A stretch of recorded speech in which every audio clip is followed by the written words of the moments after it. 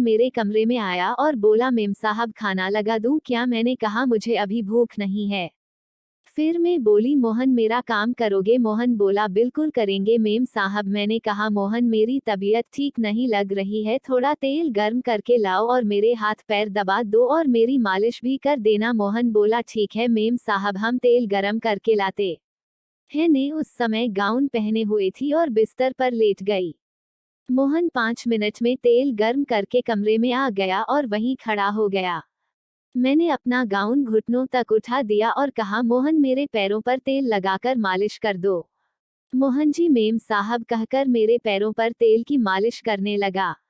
मैंने जानबूझकर अपना गाउन ऊपर उठा लिया ताकि मोहन को अपने जलवे दिखा सकूं। मोहन मेरे पैरों की मालिश करते हुए मेरी टांगों को घूर रहा था और उसकी उंगलियों की पकड़ पहले से भी ज्यादा तेज हो गई। फिर मैं पलट गई और बोली, मोहन मेरी पीठ की मालिश कर दो, बहुत दर्द हो रहा है। थोड़ा हिचकिचाने लगा और कहा, मेम साहब मैं यह नहीं कर सकता। मैंने कहा, मोहन देखो तुम्हें शर्माने की कोई जरूरत नहीं है, मैंने तुम्हें अपने काम पर रखा हुआ है और इस मालिश के पैसे मैं तुम्हें अलग से दूंगी ताकि तुम्हारा भी घर अच्छे से चल सके। मैंने उसे पैसों का लालच दिया। मोहन ने मेरा गाउन पीठ से उठाकर पीठ की मालिश शुरू कर दी। मैंने दीवार पर लगे शीशे में देख लिया कि अब वह मेरे बदन को घूर रहा था। मैंने कहा, मोहन मेरी पीठ पर अच्छे से मसाज करो। वह कांपते हाथों से मेरी पीठ की मसाज कर रहा था। उसके हाथ बहुत ज्यादा कांप रहे थे। थोड़ी देर बाद ने पलटकर सीधी हो गई और बोली, मोहन अब मेरे पेट की मालिश करो। मोहन बोला, मेम साहब ये क्या कह रही है? मोहन बुरी तरह कांप रहा था और हिचकिचा रहा था कि खुद से पहल नहीं करने वाला वह चाहता था कि पहल मैं करूं। वह थोड़ा शर्मीला था, इसलिए मैंने उसके दोनों हाथ को पकड़कर मैं अपने दोनों को नमस्ते दोस्तों, आप सभी का स्वागत है मेरे YouTube चैनल कुनी मोरल स्टोरी में। मेरा नाम काजल है और मैं 24 साल की खूबसूरत महिला हूं। मेरी शादी को 3 साल हो चुके हैं। जीवन में मुझे हर सुख मिला मगर एक ऐसा सुख नहीं मिल पाया जो एक औरत के लिए सबसे कीमती होता है, अपने पति का प्यार। मेरे पति एक बड़े बिजनेसमैन हैं और बिजनेस के चलते वे हमेशा घर से बाहर ही रहते हैं।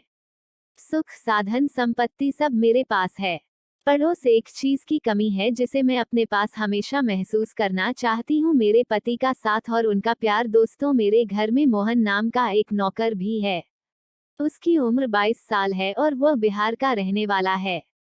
मोहन भी शादीशुदा है मगर उसकी पत्नी बिहार में ही रहती है। उसकी आंखों में भी एक तरफ दिखती है एक अधूरी चाहत की कसक, शायद मेरी तरह ही वह भी अपने साथी के प्यार से दूर है। यह बात पिछले साल की है। मेरे पति कुछ दिनों के लिए घर आए थे मगर जैसे हर बार होता है वे पूरे दिन फोन में ही व्यस्त थे। जब रात आई तो उन्होंने मुझसे कहा कि वे 1 महीने के लिए अमेरिका जा रहे हैं बिजनेस के सिलसिले में। उस रात मैं अपने कमरे में अकेली फूट फूट कर रोई थी। हर बार की तरह इस बार भी वे 1 दिन के लिए आए थे और फिर मुझे अकेला छोड़कर चले गए। मेरा दिल उनकी चाहत में प्यासा रह गया और मैं एक बार फिर उसी दर्द में डूब गई, अपने पति के प्यार के लिए तड़पती हुई। उनके जाने के बाद ने अपनी तन्हाई से बचने के लिए शराब पीने लगी। एक रात में इतनी टूट गई थी कि मेरी तबीयत बिगड़ गई। मुझे अस्पताल में भर्ती कराना पड़ा। मोहन ने मुझे संभाला, मुझे अस्पताल ले गया और मेरे ठीक होने तक मेरी देखभाल करता रहा। जब मैं ठीक हो गई तो मैंने उसे बुलाया और उसकी सेवा के लिए धन्यवाद दिया। मोहन ने झुककर कहा, मैम साहब हम तो आपके नौकर हैं, आपकी सेवा करना हमारा फर्ज है। हम अपनी गरीबी के चलते अपने बीवी बच्चों से दूर यहाँ कमाने आए हैं। आपकी हालत देखकर समझ सकता हूँ कि आपके पास सब कुछ होते हुए भी आप अपने पति के प्यार से दूर हैं। माफ करना मेम साहब अगर मैंने कुछ गलत कह दिया हो तो। मोहन की बातों में दर्द था, वही दर्द जो मैं अपने दिल में महसूस करती थी। उसने अपनी शादी का जिक्र करते हुए कहा, हमारी शादी को भी साल भर से ज्यादा हो गया है मगर हम अपनी पत्नी के पास सिर्फ 2 महीने ही रह पाए हैं। हर दिन उसकी याद आती है पर क्या करें, मजबूरी है। दोस्तों उसकी बातों में वह तड़प थी जो मैंने हमेशा अपने अंदर छुपा रखी थी। मोहन की आंखों में झलकता दर्द मेरे दिल को छू गया। पहली बार किसी ने मुझे ऐसा महसूस कराया जैसे वो मेरे दर्द को समझ सकता है। हम दोनों की तकलीफें एक जैसी थी, हमारी चाहतें अधूरी थी। उस दिन के बाद जब भी हम एक दूसरे से नजर मिलाते तो दोनों के दिलों में एक अजीब सी कशिश महसूस होती थी। एक ऐसा रिश्ता जिसमें कोई शब्द नहीं थे, बस भावनाओं का एक गहरा समुद्र था। मोहन की आंखों में अपने लिए एक अजीब सा खिंचाव देखकर मुझे एक सुकून मिलता था। शायद हम दोनों ही उन अधूरी ख्वाहिशों के गुलाम थे जो हम अपने दिल में बसा कर बैठे थे। दोस्तों, मोहन ने जब कहा मेम साहब कमाएंगे नहीं तो घर कैसे चला पाएंगे, तो उसकी बातों ने मेरे दिल को छू लिया। मैंने उसे कुछ पैसे देते हुए कहा जाओ अपने घर हुआ, मगर उसने मना करते हुए कहा नहीं मेम साहब, हम यह पैसे घर भेजेंगे ताकि हमारा घर चलता रहे। मैं यहीं रहकर आपकी सेवा करूंगा। वैसे भी मालिक घर पर नहीं है तो मेरा फर्ज है कि मैं आपका ख्याल रखो। उसकी बातों में अपने घर वालों के लिए प्यार और जिम्मेदारी देखकर मुझे एहसास हुआ कि यह साधारण सा इंसान अपनी पत्नी को कितना चाहता है। और एक मेरे पति हैं जिन्हें मेरी जरा भी परवाह नहीं है। मुझे मोहन की आंखों में वही तड़प नजर आने लगी जो मेरे दिल में भी थी। तभी मेरे मन में ख्याल आया कि शायद हम दोनों एक दूसरे की इस सड़क को मिटा सकते हैं। दोस्तों, उस दिन से मैं मोहन को अलग नजर से देखने लगी। एक दिन वो घर में सफाई कर रहा था और उसने सिर्फ एक हाफ पैंट पहन रखी थी। उसकी गठीला बाहें और गठीला बदन देखकर मेरे अंदर एक हलचल सी मचने लगी। मुझे उसका पास आना अच्छा लगने लगा था और अब मैंने ठान लिया था कि मोहन के साथ उस खालीपन को भरूंगी जो मेरे जीवन में है। उसे अपनी ओर आकर्षित करने के लिए मैं नए नए तरीके अपनाने लगी। मैं जानबूझकर उसके सामने छोटे छोटे कपड़े पहनती थी ताकि वह मेरी तरफ देखे, लेकिन वह तो हमेशा अपने कामों में ही डूबा रहता था। कभी कभी मैं बाथरूम का दरवाजा थोड़ा खुला छोड़ देती या उसके सामने हल्के नाइट कपड़ों में रहती थी, लेकिन मेरे सारे प्रयास नाकाम हो रहे थे। वह तो मानो किसी और दुनिया में खोया रहता था।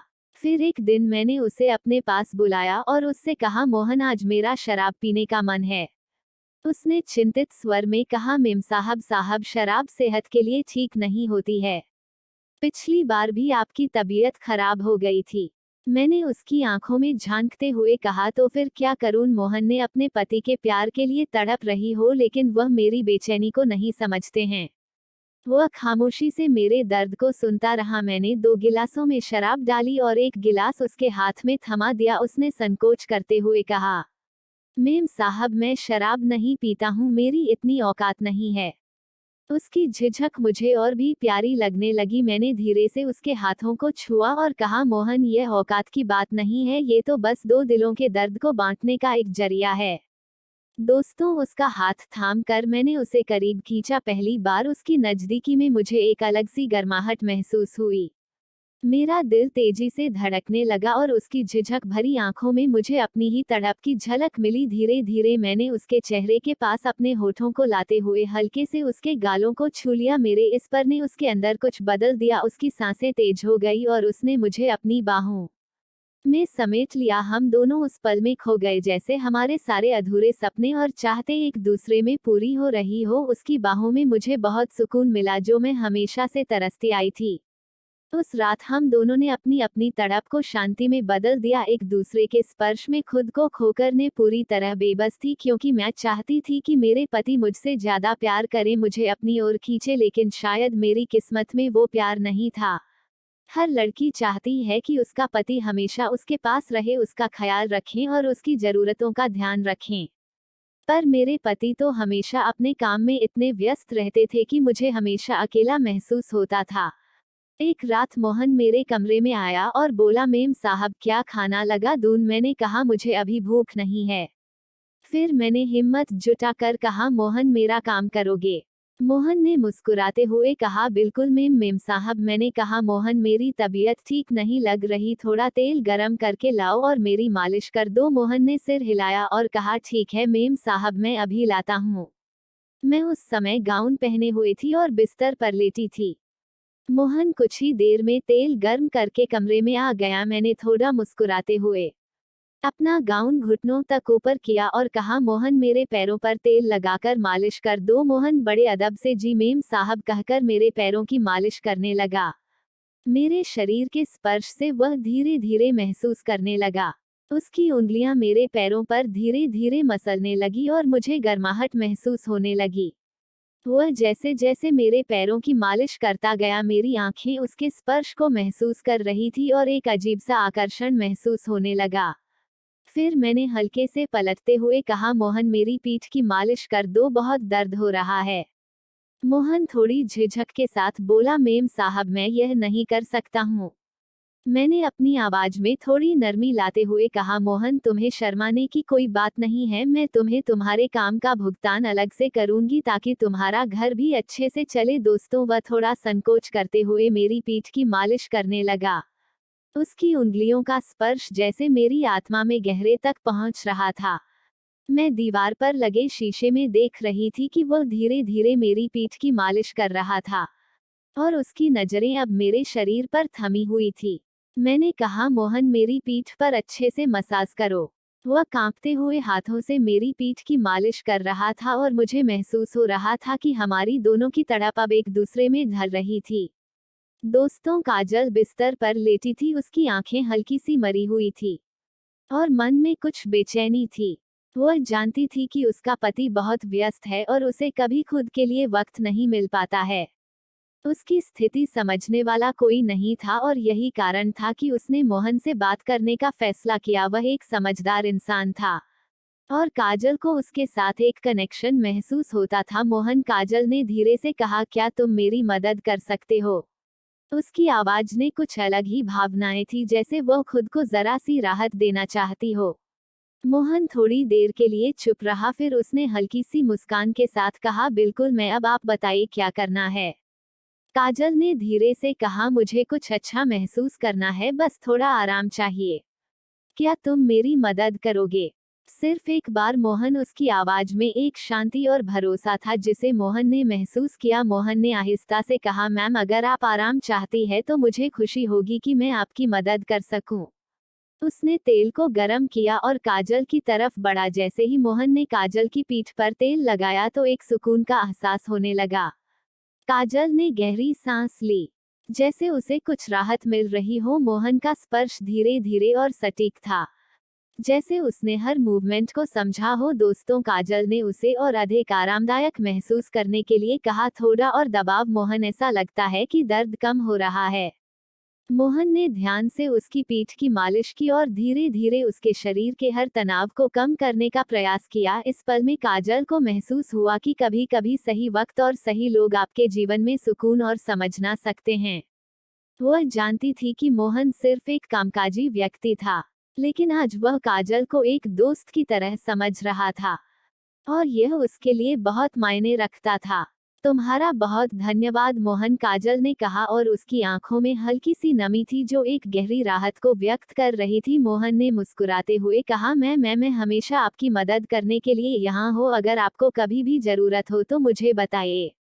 इतना सुनने के बाद मैंने अपनी बाहों में उसे कसकर जकड़ लिया, लेकिन मोहन ने मुझे एक झटके में खुद से दूर कर दिया और मेरे पैरों से चादर को उठाकर मेरे पूरे बदन को ढक दिया। वह सिर झुकाकर अपने हाथ जोड़कर खड़ा हो गया और बोला, मेम साहब यह हमसे नहीं होगा।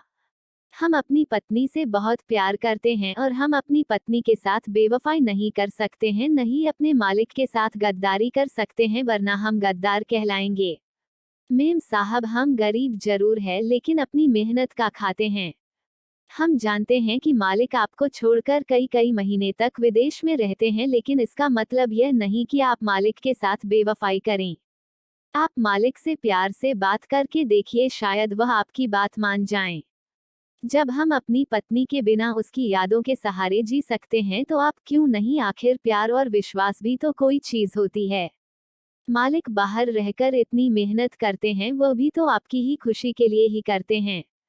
मोहन की बातें सुनकर मेरा सिर शर्म से झुक गया, मैं उसे आंखें भी नहीं मिला पा रही थी। उसकी एक एक बात मेरे कानों में जलते हुए तेजाब की तरह लग रही थी, क्योंकि वह सच कह रहा था। मोहन हाथ जोड़कर बोला, मेम साहब अब मैं आपके घर में काम नहीं कर सकता हूँ, मैं कल ही यहाँ से चला जाऊंगा और कोई दूसरी नौकरी तलाश करूंगा। मैंने उसे रुकने का कहा, ऐसा मत करो, मैं अपनी गलती के लिए बहुत शर्मिंदा हूँ, तुम क्यों नौकरी छोड़ रहे हो? मोहन ने सिर झुकाते हुए कहा, नहीं मेम साहब, अब हमारा यहाँ से चले जाना ही ठीक होगा। जब जब हम आपको देखेंगे तो शायद हम आपसे नजरें नहीं मिला पाएंगे और न ही आप हमसे। आप भी जवान हैं और हम भी जवान हैं। कहीं हम बहत न जाए, हमें बहुत डर लगता है, इसलिए हमारा यहाँ से चले जाना ही ठीक है। मैंने हाथ जोड़कर मोहन से माफी मांगी और कहा जो भी गलती मैंने की उसके लिए मुझे माफ कर दो। मोहन में थोड़ी देर के लिए बहक गई थी, पता नहीं कैसे मेरे दिल और दिमाग में शैतान ने कब्जा कर लिया था। मोहन ने सिर झुकाकर कहा, मेम साहब आप हमसे माफी मांगे। इस उम्र में इंसान से कभी कभी गलतियां हो जाती है। आप मालिक से बात करें, सब कुछ ठीक हो जाएगा। इतना कहकर अगले ही दिन मोहन अपना सारा सामान लेकर हमारे घर से हमेशा के लिए चला गया। जाते जाते उसने मुझे माफ कर दिया था, लेकिन मेरी गलतियों की वजह से बेचारे मोहन को यह नौकरी छोड़नी पड़ी। मैंने अपनी गलतियों की वजह से एक अच्छे भोले भाले और शरीफ नौकर को खो दिया था।